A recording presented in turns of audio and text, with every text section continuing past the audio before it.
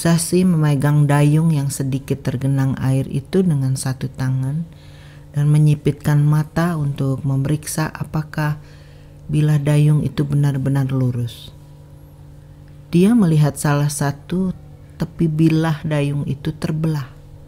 Kemudian dia menempatkan dayung di lututnya dan tanpa memperdulikan apapun, mulai membentuk bilah dayung itu dengan pedang pendeknya. Sasuke melayangkan pandangan ke belakang ke arah Shimonoseki beberapa kali, tetapi Musashi tampak tidak menyadari orang-orang yang ditinggalkannya. Apakah ini cara seorang samurai menyikapi pertempuran hidup dan mati?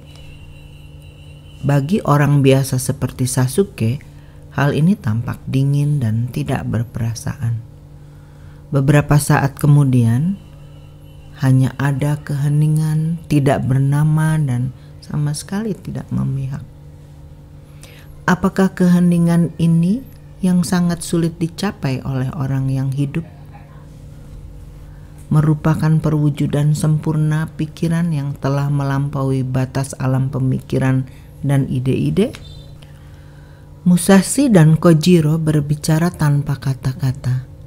Kemudian masing-masing menyadari kehadiran pihak yang lain. Pori-pori tubuh mereka menonjol seperti jarum yang diarahkan pada musuh. Otot, daging, kuku, rambut, bahkan alis, semua elemen tubuh yang menjadi bagian dari kehidupan disatukan menjadi satu kekuatan melawan musuh, mempertahankan organisme hidup yang menjadi bagian dari keberadaannya. Seluruh pikiran menyatu dengan alam semesta, tegas dan tidak terusik oleh apapun, seperti bayangan bulan di kolam di tengah-tengah topan yang mengamuk. Hanya orang-orang yang sudah mencapai tingkat keahlian tertinggi yang mampu mencapai keheningan ini. Rasanya seperti jutaan tahun, tetapi sebenarnya semua terjadi sangat singkat, sesingkat waktu yang diperlukan untuk ombak datang dan surut setengah lusin kali. Itu sedikit cuplikan dari bagian akhir novel Musashi karya Eiji Yoshikawa. Dalam episode ini kita akan membahas The Way of Flow, mencapai kebahagiaan sejati melalui flow. Banyak orang berpikir bahwa kebahagiaan itu bersumber dari kecantikan, kekayaan, kedudukan, kekuasaan, atau prestasi. Mereka menyangka bahwa dengan memiliki hal-hal itu mereka akan bahagia, sehingga mereka mengejar hal-hal itu. Ironisnya, dengan mengejar hal-hal itu, kebanyakan orang justru jadi merasa tidak bahagia. Kesehatan memburuk, hubungan suami istri dan anak-anak rusak, pertemanan menjadi dangkal dan tidak membawa kepuasan. Bahkan karir dan kekuasaan yang diharapkan akan memberikan kepuasan juga mendatangkan penderitaan dan kesedihan. Donald Trump mungkin merupakan contoh yang sangat menonjol. Kaya, terkenal, dan berkedudukan tinggi, tapi selalu gelisah dan tidak tenang dalam hidupnya, sehingga mengalami kesulitan tidur yang kronis selama bertahun-tahun. Trump juga 2 kali gagal menjalani pernikahan. Berbagai penelitian psikologi yang sebenarnya diawali dengan penelitian tentang kinerja manusia menemukan bahwa kebahagiaan sebenarnya bersumber dari keasyikan dalam kegiatan atau pekerjaan yang dilakukan sehari-hari. Kondisi yang dimaksud adalah flow. Dalam terminologi psikologi positif, keadaan yang disebut sebagai flow adalah kondisi mental di mana seseorang yang melakukan suatu aktivitas sepenuhnya hanyut dalam aktivitas itu, terlibat sepenuhnya dan menikmati kegiatan itu Intinya, flow ditandai dengan keasyikan dalam apa yang sedang dilakukan dan hilangnya kesadaran akan waktu yang dialami seseorang. Kondisi flow memiliki banyak persamaan dengan hyperfocus. Namun, hyperfocus tidak selalu berkaitan dengan aktivitas yang positif. Beberapa contohnya termasuk menghabiskan terlalu banyak waktu untuk bermain video game atau mengerjakan satu aspek tugas yang menyebabkan terganggunya tugas secara keseluruhan. Dalam beberapa kasus, hyperfocus dapat membuat orang terperangkap dan menyebabkan mereka tampak tidak fokus. Misalnya, mereka memulai proyek dan menyelesaikan beberapa bagian dari proyek itu, tetapi tidak menyelesaikan seluruhnya. Setiap saat orang menerima banyak informasi melalui alat inderanya. Penelitian psikologi menunjukkan bahwa pikiran seseorang hanya dapat memberikan perhatian pada sejumlah informasi pada waktu yang bersamaan, yaitu kira-kira 110 unit informasi per detik. Jumlah itu kelihatannya sangat banyak, tetapi aktivitas sehari-hari yang sederhana pun membutuhkan cukup banyak informasi. Misalnya, ketika mendengar orang berbicara, kita perlu memperhatikan kira-kira 40-60 unit informasi per detik. Itulah sebabnya ketika melakukan percakapan, seseorang tidak dapat memfokuskan banyak perhatian pada hal-hal lain. Untuk kebanyakan informasi, kecuali untuk perasaan dasar seperti rasa lapar dan rasa sakit, orang dapat memutuskan apa yang mau menjadi fokus perhatian mereka. Namun, ketika seseorang berada dalam keadaan flow, mereka benar-benar asyik dengan satu tugas yang dihadapi dan kehilangan kesadaran akan semua hal lain. Waktu, orang, gangguan, dan bahkan kebutuhan dasar tubuh. Menurut Csikszentmihalyi, ini terjadi karena semua perhatian orang dalam keadaan flow terpusat sepenuhnya pada tugas yang dihadapi. Tidak ada lagi perhatian yang dapat dialokasikan untuk hal-hal lain. Csikszentmihalyi pertama kali melontarkan istilah flow yang digambarkannya sebagai pengalaman optimal, di mana orang mengalami tingkat kepuasan tertinggi dari aktivitas atau pekerjaan yang dilakukannya. Mencapai pengalaman ini dianggap bersifat pribadi dan tergantung pada kemampuan individu.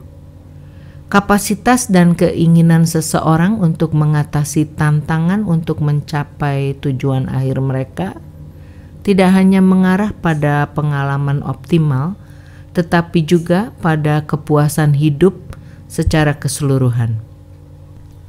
Keadaan flow dapat terjadi saat melakukan aktivitas apapun, walaupun kemungkinan paling besar terjadi ketika seseorang dengan sepenuh hati melakukan tugas atau aktivitas untuk tujuan intrinsik. Kegiatan pasif seperti menonton TV atau berendam di bathtub biasanya tidak menimbulkan pengalaman flow, karena individu harus secara aktif melakukan sesuatu untuk memasuki keadaan flow. Meskipun kegiatan yang menginduksi flow dapat bervariasi dan multifaset, Csikszentmihalyi menegaskan bahwa kondisi flow yang dialami setiap orang memiliki kesamaan dan tidak tergantung pada kegiatan apa yang dilakukan. Flow bukan hanya dialami oleh atlet, artis, dan ilmuwan, tetapi oleh semua orang yang menjalani aktivitas atau pekerjaannya dengan sepenuh hati dan merasa bahwa apa yang dilakukannya memiliki makna. Misalnya, seorang salesman bisa mengalami flow ketika menjual produknya kepada orang yang tepat, sehingga membantu memenuhi kebutuhan orang tersebut. Akibatnya, salesman tersebut sangat menikmati proses ketika dia menawarkan produknya.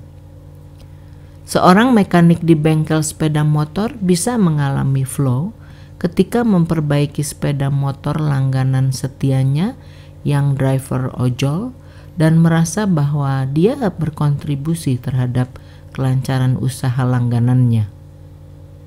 Seorang petugas kebersihan di kantor sebuah LSM bisa mengalami flow ketika dia sedang merasa berkontribusi terhadap pelayanan lembaga itu terhadap orang-orang yang kurang beruntung di daerah-daerah terpencil. Bahkan Eiji Yoshikawa menggambarkan Musashi mengalami kondisi yang bisa disamakan dengan flow ketika berhadapan dengan lawan terhebatnya, Sasaki Kojiro. Bayangkan, dalam pertarungan yang menentukan hidup dan mati, orang bisa mengalami flow. Itu karena individu yang menjalaninya betul-betul menjiwai peristiwa itu.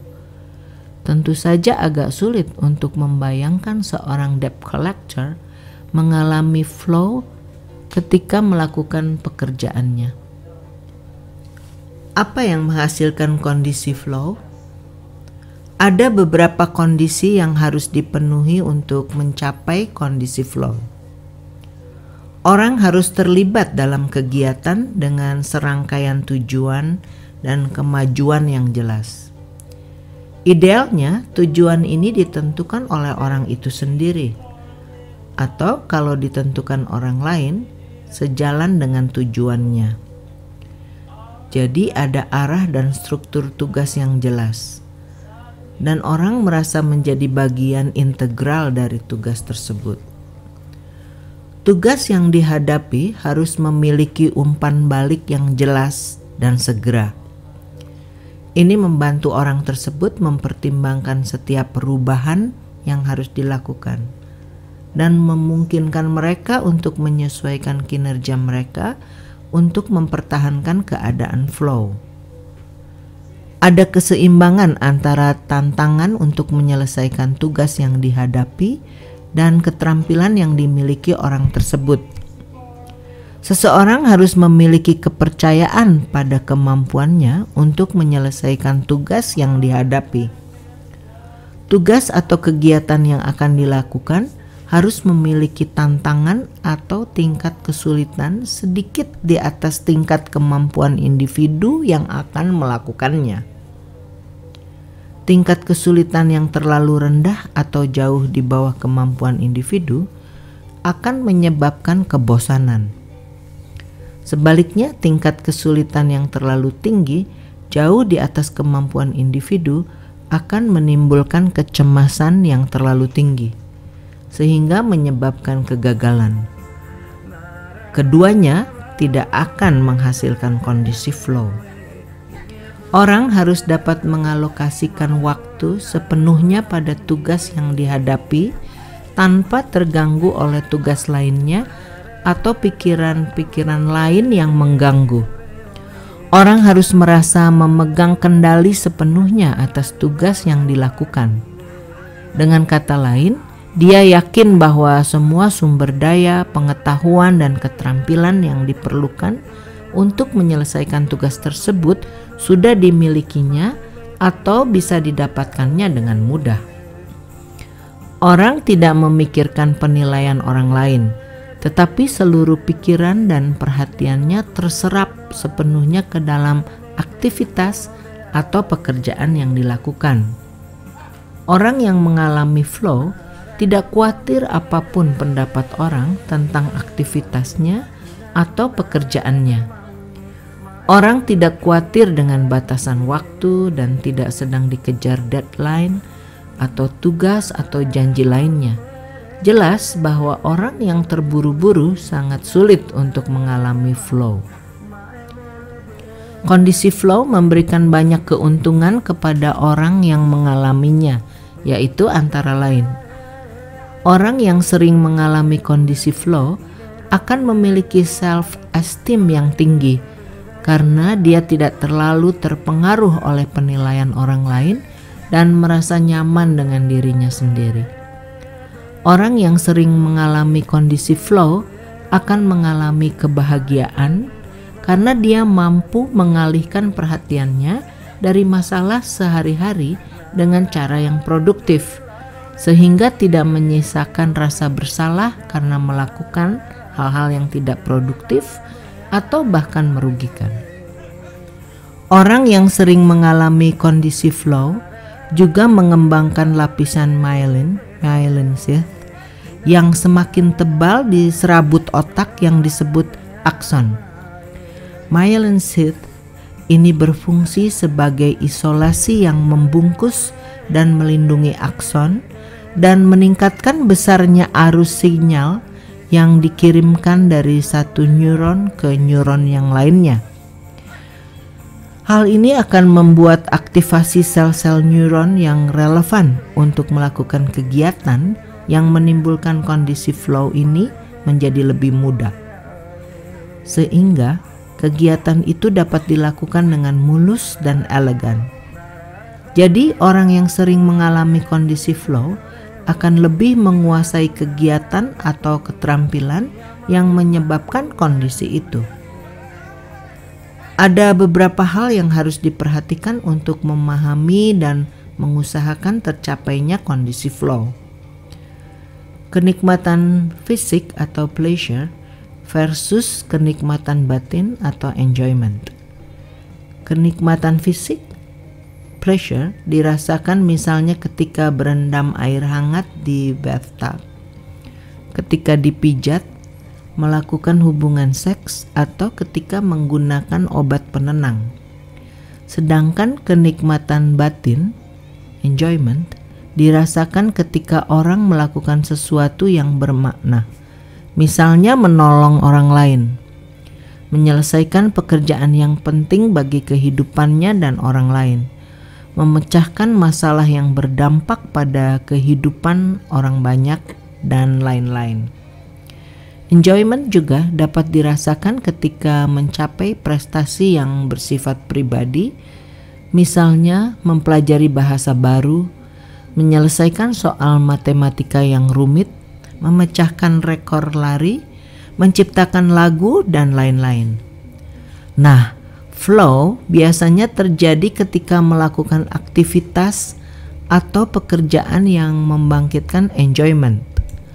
Walaupun ada juga ahli yang menyatakan bahwa flow dapat juga terjadi ketika melakukan aktivitas yang membangkitkan pleasure, misalnya ketika melakukan hubungan seks. Keberlanjutan dan pertumbuhan. Untuk mengalami kondisi flow, orang harus melakukan kegiatan atau pekerjaan yang sama secara berkelanjutan dan mengalami pertumbuhan atau kemajuan dalam kegiatan atau pekerjaan itu.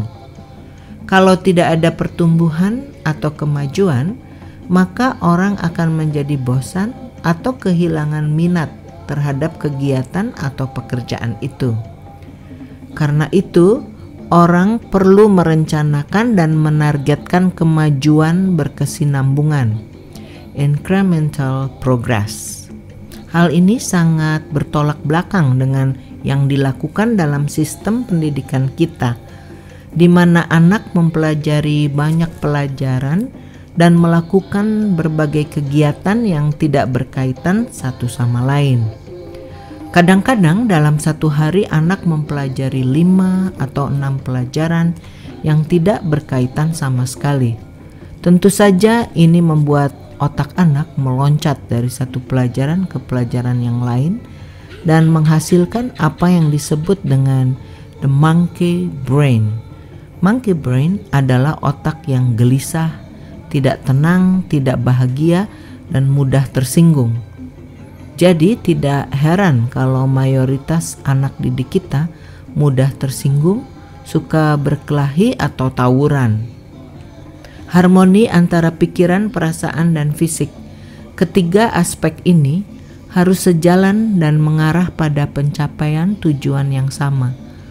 Orang tidak akan mengalami flow kalau ada konflik antara pikiran dengan perasaan atau fisik. Misalnya, Orang tidak akan mengalami flow ketika melakukan kegiatan yang tidak disukainya, walaupun dia memiliki kemampuan dan keterampilan yang diperlukan untuk melakukannya. Berapa lamakah kondisi flow itu berlangsung? Kondisi flow akan berlangsung selama kegiatan atau pekerjaan berjalan dan akan berhenti ketika aktivitas atau tugas yang dilakukan diselesaikan dengan memuaskan.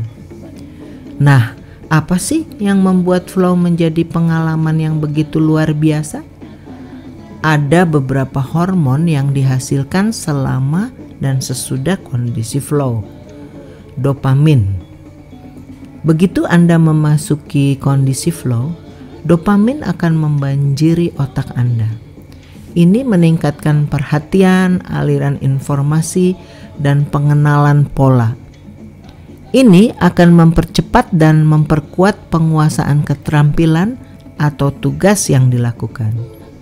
Norepinefrin. Hormon ini mempercepat detak jantung, ketegangan otot, dan pernafasan. Ini memicu respons glukosa sehingga menghasilkan lebih banyak energi, meningkatkan gairah, perhatian, efisiensi saraf, dan kontrol emosional sehingga menghasilkan rasa melayang. Endorfin. Kata ini berakar dari kata endogen yang berarti secara alami internal bagi tubuh. Endorfin menghilangkan rasa sakit dan memicu rasa senang. Hormon ini berfungsi mirip dengan opioid. Namun perasaan yang dicapai dari endorfin hingga 100 kali lebih kuat daripada morfin. Anandamide berasal dari kata Sanskerta yang berarti kebahagiaan. Anandamide adalah cannabinoid endogen dan terasa mirip dengan efek psikoaktif yang ditemukan dalam ganja. Anandamide dilepaskan dalam keadaan flow yang dipicu latihan. Hormon ini meningkatkan suasana hati, menghilangkan rasa sakit, melebarkan pembuluh darah, dan membantu dalam pernapasan. Ini juga telah terbukti memperkuat pemikiran lateral, kemampuan untuk menghubungkan ide-ide yang berbeda bersama-sama, dan dengan demikian meningkatkan kreativitas. Serotonin. Pada akhir kondisi flow, serotonin akan membanjiri otak Anda dan menghasilkan perasaan puas yang berkelanjutan.